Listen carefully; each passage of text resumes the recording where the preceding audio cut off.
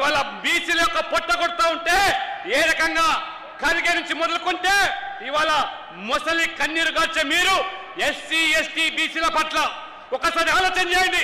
ఈ కాంగ్రెస్ పార్టీ ఇవాళ BC SC ఎస్టీలు మాత్రమే కాదు, మహిళలు చట్టసభలో రావాలని మోదీ గారు పట్టి మహిళా బిల్లు తీసుకొస్తే ఆ మహిళా బిల్లును ఏ రకంగా ఈ పార్టీలని అడ్డుకున్నాయో ఆ మహిళలు యువకులు అందరూ కలిసి ఇవాళ బెంగాల్లో కాంగ్రెస్ పార్టీని నామరూపాల కింద చేశారు.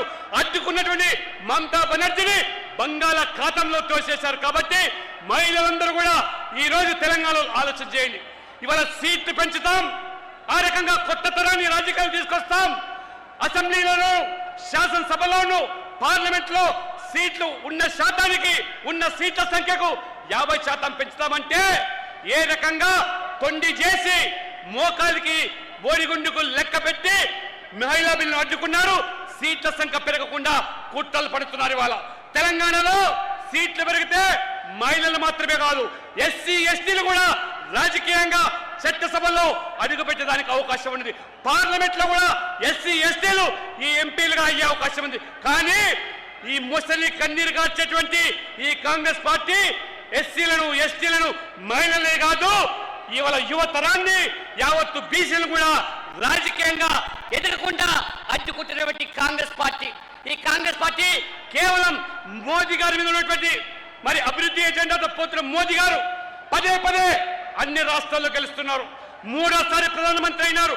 రాహుల్ గాంధీ నాయకత్వంలో 3వసారి కాంగ్రెస్ మట్టికొచ్చింది. కాబట్టి రాహుల్ గాంధీ మోదీ గారి మీద ద్వేషంతో ఈ భారతదేశం మీద విషం చిమ్ముతున్నాడు. ఇవాళ విదేశాల్లోకి వెళ్ళి భారతదేశం మీద ప్రజాస్వామ్యం మీద ఏ రకంగా ఇక్కడ మైనార్టీలకు మనుగడ లేదని చెప్పి మన ప్రజాస్వామ్యాన్ని కించపరిచే విధంగా మాట్లాడుతుండే రాహుల్ గాంధీకి ఖచ్చితంగా బుద్ధి చెప్పాలి. యువకులు ముఖ్యంగా తెలంగాణలో కాంగ్రెస్ పార్టీకి ఓటేస్తే 2 లక్షల ఉద్యోగాలు ప్రభుత్వ ఉద్యోగాలు మొదటి సంవత్సరంలో కల్పిస్తామని చెప్పిన రాహుల్ గాంధీ ఇవాళ తోక ముడిచినాడు. ఉద్యోగాల సంగతి దేవుడు ఎరుగు. అందుకని ఇవాళ రాహుల్ గాంధీ కాంగ్రెస్ పార్టీ ఏఐసిసి అంటే ఆల్ ఇండియా కాంగ్రెస్ కమిటీ కాదు, యాంటీ ఇండియా కాంగ్రెస్ కమిటీ అనేటువంటి విషయాన్ని వాళ్ళ మనం గమనించాలి. ఈ దేశానికి వ్యతిరేకంగా ఈ దేశ ప్రజలు మరి ముఖ్యంగా మెజార్టీ వర్గాల ప్రజలు మనోభావాలను గాయపరుస్తున్నారు. ఇవాళ నరేంద్ర మోడీ గారు బెంగళూరు నుంచి హైదరాబాద్ నుంచి మళ్ళీ జామ్నగర్ వెళ్తున్నారు. 75 సంవత్సరాల ఆ రోజు ఏదైతే ఆ రోజు మొఘలులు గజనీలు మన దేవాలయాలను ధ్వంసం చేస్తే సోమనాథ్ మందిరాన్ని ధ్వంసం చేస్తే దాన్ని పునరుద్ధరింపజేసి ఇవాళ ఒక వైభవాన్ని తీసుకొచ్చినటువంటి ఇవాళ నరేంద్ర మోడీ గారు అయితే ఆనాడు అదే నెహ్రూ గారు ఈ సోమనాథ్ మందిర నిర్మాణానికి అడ్డుపడ్డ వ్యక్తి.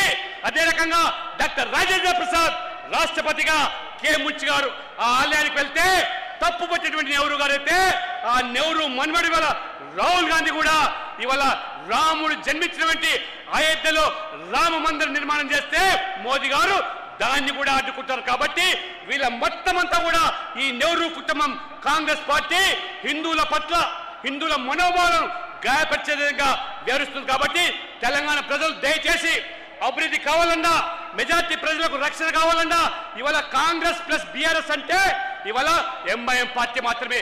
కాంగ్రెస్ బీఆర్ఎస్ వేరు కాదు. ఇద్దరు తోడు దొంగలే, ఇద్దరు అవినీతి పరులే ఈ రాష్ట్రాన్ని భ్రష్టుపరిచారు. కేవలం ఎంఐఎం కు కొమ్ము కాసేటువంటి పార్టీలు. కాబట్టి ఎంఐఎం కు ఇవాళ చరమగీతం పాడాలంటే బీజేపీ రావాలి, మోదీ కావాలి. అదే ఆలోచనతో మనం అందరం కూడా కలిసి పనిచేద్దాం.